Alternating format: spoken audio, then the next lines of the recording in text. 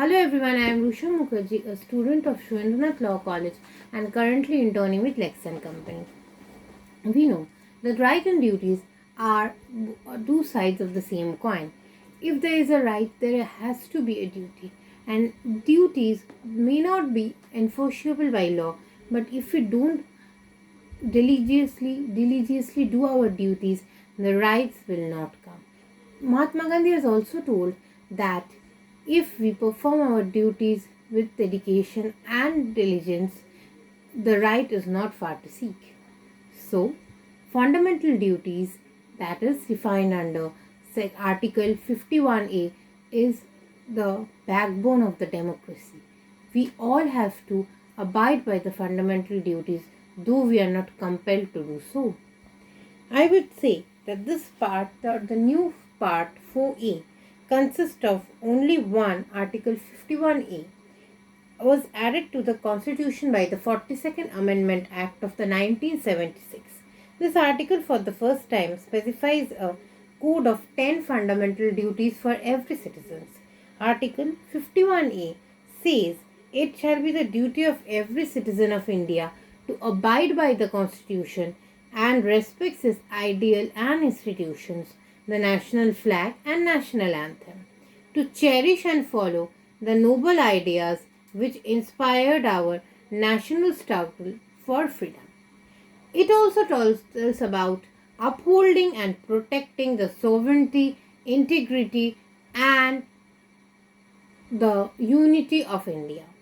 It helps us to defend the country and render national service when called upon to do so.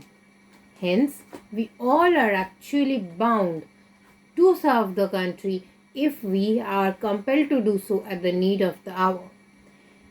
To promote harmony and the spirit of common brotherhood amongst all people of India, transcending religious, linguistic, and regional and sectional diversities, to renounce practices derogatory to the dignity of women, to value and preserve the right heritage of our composite culture, to protect and improve the natural environment including forest, lake, rivers and wildlife, and to have compassion for living creatures, to develop the scientific temper, humanism and spirit of inquiry and reform, to safeguard public property and to abjure violence, to strive towards excellence in all spheres of individual and collective activity so that the nation constantly rises the higher levels of endeavor and achievements. The Constitution by the 86th Amendment of 2002 has added a new clause K to Article 51A, which provides who is parent or guardian to provide opportunities for the child education as the case may be between the age of 6 to 14 years of age. Basically, the clause K was added because a right to education has now become a fundamental right under Article 21A of the Indian Constitution.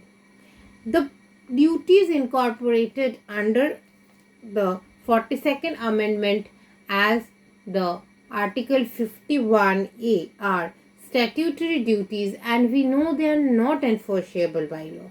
Parliament by law will provide penalties to be imposed for failure to fulfill these penalties and these duties and obligations. The success of the provision would, however, depend upon the manner in which the person against whom these duties would be enforced. For the proper enforcement of duties, it is necessary that it should be known to all. Most of the people of this country are illiterate and not politically conscious of what they owe to society and country. Homes, universities, offices, and their places of work should all be made centers for imparting in the performance of their obligations.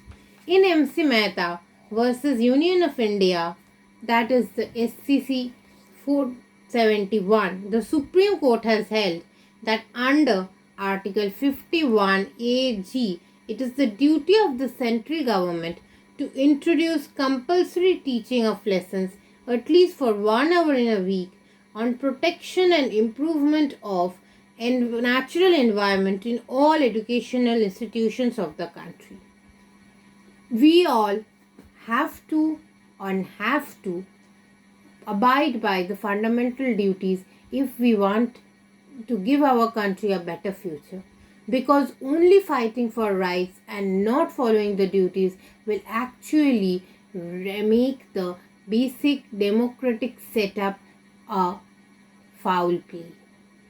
We have to remember duties are the basic source of rights. Hence, abide by fundamental duties and claim your rights. This is all that I had to say for today.